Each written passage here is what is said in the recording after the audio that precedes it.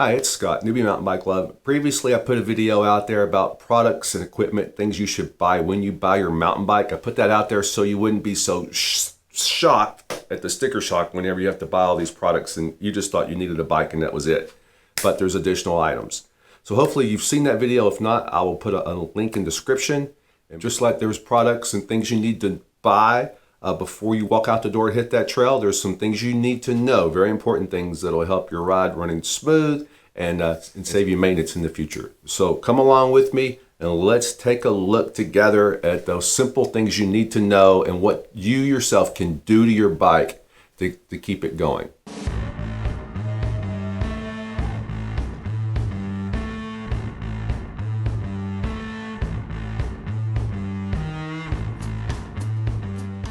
All right, just like before, you picked up your bike, you just spent your money, you looked high and low, you thought that was it, and you're gonna go flying out the door with it and hit that trail. And then the salesman says, wait a minute, there's a few things I need to show you. So it goes over this list of things with brakes and shocks and forks and seat posts and maintenance. And then at that point, you're like totally just overwhelmed because you're like, you just wanna go ride.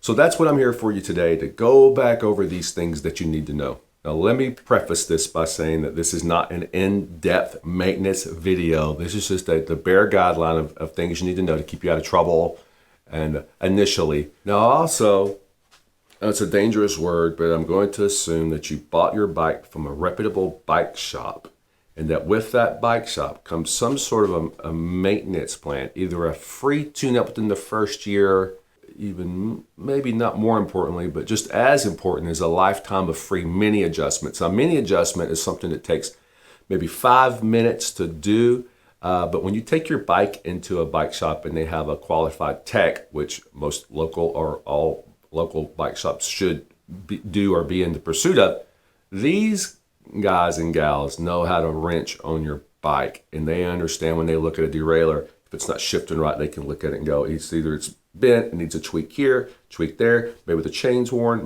maybe the rear cassette's worn. So they can really assess that very, very quickly in 5 minutes and make the tweaks necessary or advise you what the next step would be. Or your alternative is for you to get on YouTube and find a bunch of videos and spend an hour, 2 hours to learn how to tweak your own rear derailleur or some other part on the bike, and then miserably fail and get frustrated and never really get it right.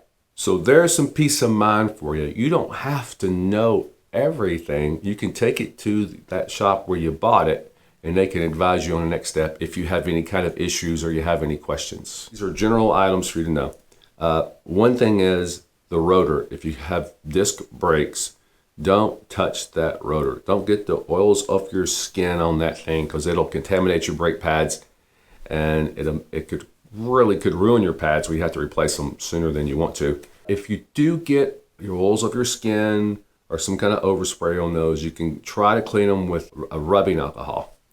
And also, it's the same with a rim. If you have a rim brake and you get oil or some kind of a lube on a rim brake, clean that with rubbing alcohol, hopefully before you ever put a brake pad on it, because once it gets in that brake pad, that's going to be tough to get out.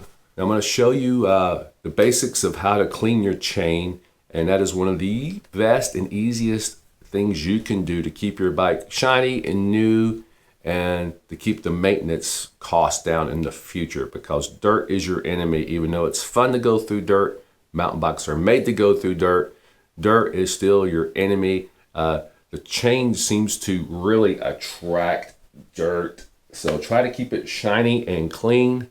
That one's I'm pretty shiny here, and do your best to keep it that way. And what that does is that dirt from the chain gets up in the cassette and they'll wear together. So, and that also will help keep it lasting a lot longer. So let's go outside and I'll show you some of these basic things. What we're going to go over is one, like how to clean the chain, and then how to wash the bike, how to take the through axles out of the bike and remove this wheel if you want to clean inside where the wheel is. Plus, it's good to know how to get that wheel out and when you will have a flat. Also, I will show you later how to remove a wheel that has a through axle and has a different kind of brakes, has the actual rim brakes. We'll go over all those things. So let's go. First thing I want to show you is this Park Tool chain cleaning kit. And with this kit, you take the top off and you'll add either the Park Tool degreaser or a muck off degreaser. Both of these are biodegradable. So we'll start by taking the top off and we'll pour the degreaser in. There is a fill line that we'll fill it up to. And we want to place the bottom part under the chain and then clamp the top part on. So the chain is right there in the middle, and there's a series of brushes and bristles that will scrub this chain as we move the chain through the actual kit. And we'll go about 10 to 14 times of a rotation and get that chain all the way through there. Make sure that degreaser is turning black and it's doing its job.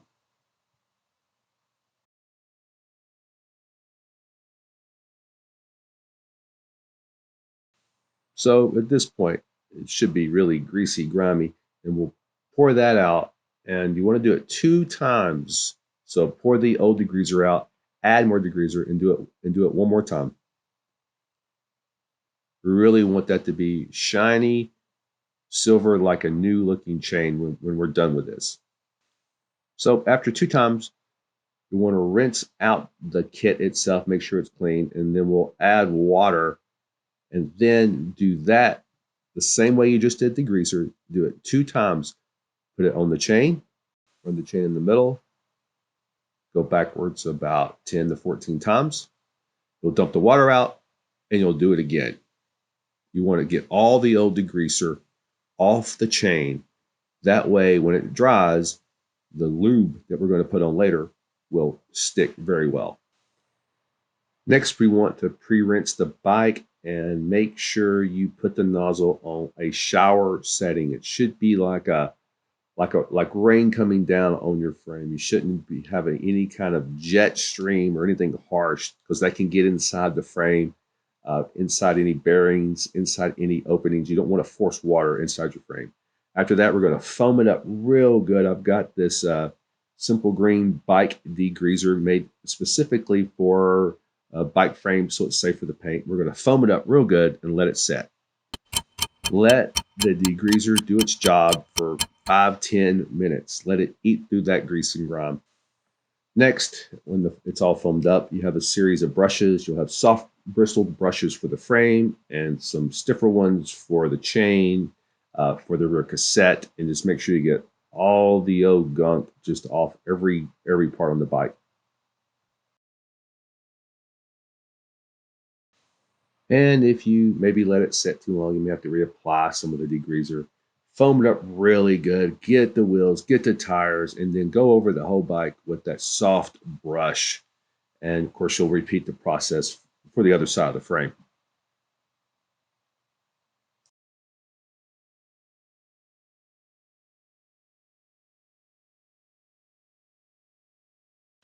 And since you're here, now is a good time to check for any loose spokes.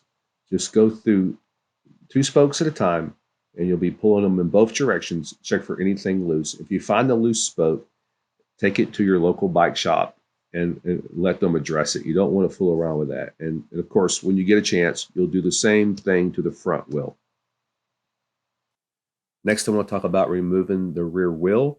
Most rear wheels now come with clutch derailleurs. Shimano has a version and SRAM has a version as well. The clutch's job is to add tension to the derailleur, which adds more tension to the chain to help prevent chain slap. Chain slap is when you're going over roots and rocks, and it causes the chain to come up and get slack and slaps your frame. And the clutch derailleur adds tension where that won't happen as readily. So when you're removing the wheel, you need to disengage the clutch on the derailleur, and it makes it a lot easier. The Shimano clutch is right there on the side, right there. It is a lever, and you'll just flip that down, and that will loosen the tension on the chain. A SRAM clutch derailleur is quite different. You will pull down the derailleur and push a pin in, and that will hold it in place. So just push that down, push the pin in, and now tension is loose on the chain. I should point out that before you do loosen the clutch on the derailleur, that you upshift, that move your chain out to the smallest cog, and then get ready to remove that wheel.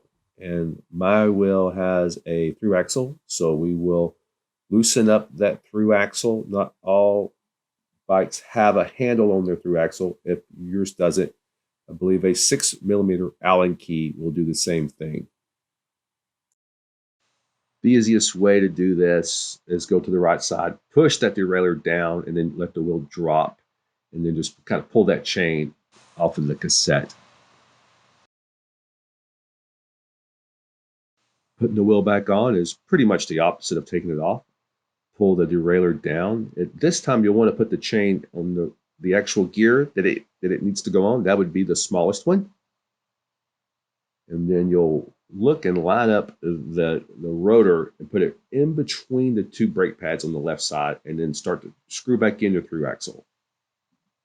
It does help to have your leg to brace up the wheel to hold it in place.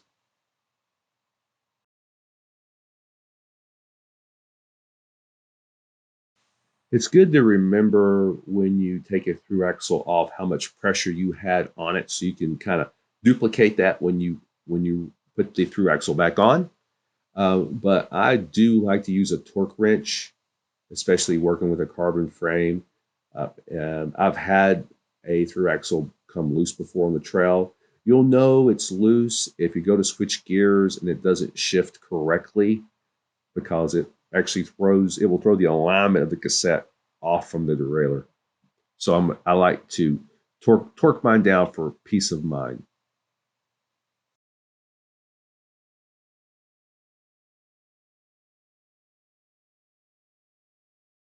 Next, I'm going to show you the front wheel. It also has a through axle. So, and most do have handles, some don't. Again, 6mm Allen wrench if you don't. So let's unscrew it. And the wheel should just slide right down off the bottom. Keep in mind, if you take the wheel off for any extended period of time, use a brake blocker to go in between the disc pads. This will keep any accidents happen if, say, someone pulls a lever or you're traveling and the lever gets pulled and the brakes collapse. If that happens without any kind of disc or a blocker between the pads, they can get stuck and you'll have to bleed your brakes to get them unstuck. So we'll put the wheel back on.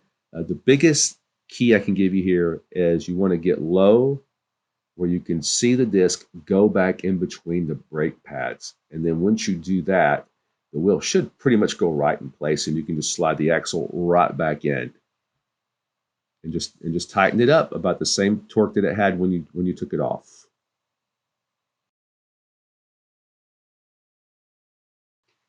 Now you've got it washed, and all that's on it left is a little bit of water. So you'll do a drop dry, drop it a few times from 2 or 3 feet in the air, turn it upside down, and let it completely dry before you go on with the next step.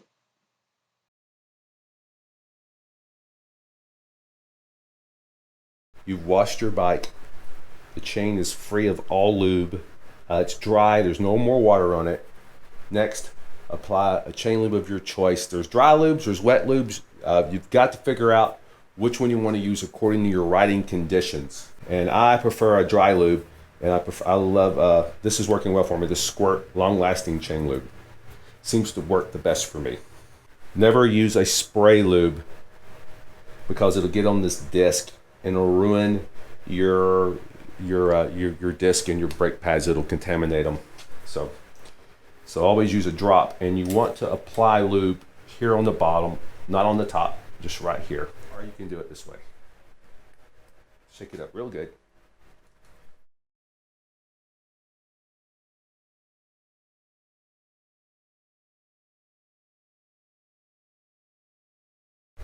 You want to work it through all the gears.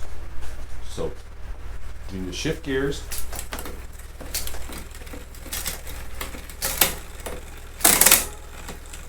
Upshift.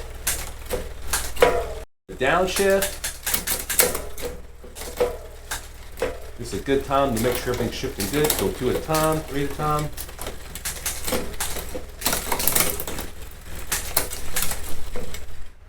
We're going to let this lube dry on the chain, We're not going to wipe off excess because that's what the instructions say on the actual bottle of this type chain lube. Don't wipe off excess. We'll let it dry, then we're going to reapply it in probably about an hour, and then let it dry again before we ride it. And that's how you work this chain lube. And each chain lube is different. Read the instructions, get online. They always give explicit instructions how to best use their lube. All right, tire pressure. PSI, pounds per square inch. Around your tire will be written a recommendation for PSI. It'll be a minimal and a maximum. So it's pretty simple. We recommend that first you get a pump that has a gauge on it, which most do these days. When you're riding on the road or somewhere, maybe a river walk, if you're doing something that kind of riding, put it in a high PSI range. Maybe it's 65. When you're on the trail, especially if it's a trail that's you need some grip, maybe there's roots, rocks, loose stuff, mostly dirt, something along those lines, or leaves. Ooh, leaves are slick. You want to run the lower PSI, and that'll help you get a grip and help you get through those corners. Flattens the tire out, gets you more rubber to the ground. There's tons of study and recommendations for how low you can run your pressure when you're running a tubeless tire. And some of it depends almost the strength of the rim sometimes, because on a entry-level rim, you don't want to run too low. You run the risk of damaging your rim. You always run that risk anyway, running too low a PSI, especially if you get the right kind of hit. The rim will compress and the tire will squeeze, and the tire will maybe burp on the side, which will let some air and sealant out, and sometimes that can also damage the rim as well. I recommend you start off with maybe, it depends on your body weight. There's calculators online. Some people run 25 PSI. Some people start at 30 and kind of work it around there. And that's the fun of it, is you can experiment. Eventually you'll get to the point where you won't even need a gauge. You can just push the tire down with your hand and go, yep, that's where I like it. So I've had good success with mine running pretty low for the PSI, especially for my body weight. And I weigh 220, and I've found that sometimes I'll run 23, 24, something like that. And one of the last things we want to go over is how to adjust the air in your fork and in your shock if you have rear suspension. This is a shock pump, and they are specific pumps for forks and shocks that you need to use to adjust your PSI. In your PSI, you adjust it according to your body weight, if you want it to be firmer or you want it to be a little softer of a travel. So this one on the rip is a little different. There's a rib cage right here for extra support and rigidity. So I have to run it through the frame like so. So it's a little different, but it works. It works just as fine. The pressure right now says it is 240. Now, what they recommend is on the rear, in general, is your body weight plus 5%. I have found with this bike, since it's such a slack geometry, head tube angle is like 66, that a little more of my weight might be here than over the front. So I like to run a little more pressure here. So we'll put up about 250. So you just pump it and you read the dial. Now, for an air fork, that should have on the left side, there'll be a valve as well, and there'll be a cap. So remove the cap. And again, same kind of valve, little Schrader valve. Take the shock pump. Now on the settings for this, most forks, they give you a reading, a sticker, either here or down on the bottom of the right side. And you can read that according to your body weight. Because the general consensus has always been you'll go half your body weight plus 5 or 10%. But I don't care for that, and this actually recommends a little lower PSI. I think, again, slacker geometry, bike leans back, more weight is over the middle of the bike, so you don't need as much PSI here. I like to run about 80. Go for a ride and take your pump with you, put it in a bag, and that way you can play around with your PSI and get it where you're comfortable. Go to your favorite trail or a trail that has a lot of different features and set your PSI for something, just, something in the middle you think you might like. Go for a ride, see how it feels, and experiment. Let some pressure out, add some in. Remember, if you let it out and you don't have a pump, you can't add it in, so take this with you for at least a ride or two and experiment with it and find what's comfortable for you. A lot of people, once they get their shock and their fork set up, they kind of just leave it always on those numbers for every ride because they're kind of used to the way the bike reacts and what it does. So another key is keep these clean. Just, you don't have to lube them. Just wipe them down with a rag, and I'll do that right now.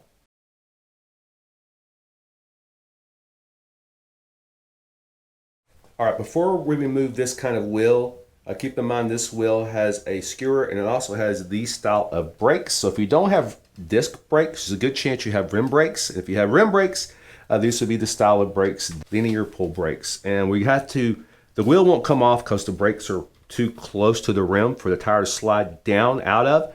So we're gonna squeeze this together, pull this out, and that releases the brakes. And again, if you don't have through axles, then you have the quick release skewers that run through. So there's two positions after you release your brakes. You have closed and open. Keep in mind whenever you pull it, figure out what that tension is. And that's where when you put the wheel back on, you'll have that same level of tension, and it should be hard enough where you have to push it with your palm about like that. But whenever you take this out, you will have to loosen it up a hair to get it to slide out, to get past the little notches. Those are there as a safety measure in case your skewer becomes open on the trail, keeps the wheel from just basically coming off or coming loose. So we've already got our chain to the highest or the lowest gear. So now we've got the skewer. So now we need to remove the wheel. The skewer is loose. To get this out, so it should be loose. The wheel will come straight down. Push on the derailleur like this. It will help you get that chain off of that. So now the wheel is loose. Putting the wheel back on would be the opposite of taking it off. So make sure your quick release skewer is on your non-drive side, because the drive side is where the cockset is. On this, remember on that smallest gear, just like so. Now this is actually easier to do on the ground. So because you can use the weight of the bike on the actual axles to get the tire back in its place. So there you go. And then we'll tighten that back up a little. Once you get that to where you've got gets tight in the middle, push it up. All right.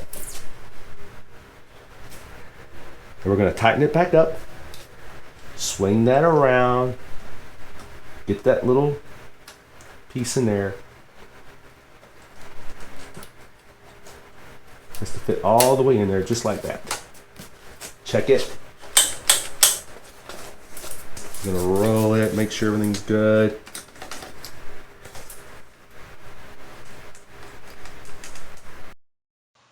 All right, there are a few key maintenance items that you'll need to keep in mind for the future.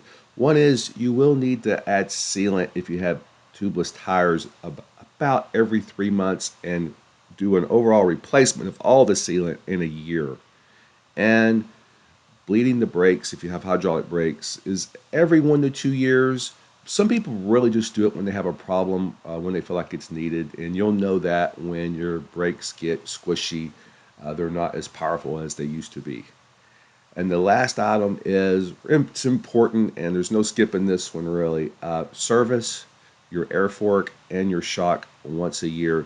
There are lower services called lower can services that are partial services. They can do the job depending on how long you've ridden the bike, how many hours on the bike, and how dirty. They're a little cheaper. And then you have your full services as well. Full services, they take longer to do. So just make sure you call your local bike shop and set up an appointment to have those done. I know it seems like a lot, but really it's not. It's just really 3 additional things to remember. And you can just put them on your schedule and You'll get used to it. So as far as general information, general maintenance, that should pretty much cover the bare essentials. I really thank you for tuning in. Newbie Mountain Bike Love, I ask you again to subscribe. You are the battery that this really needs to operate. You're the power. So, yeah, I know that was goofy, but oh well, it's fun. So, all right, thank you.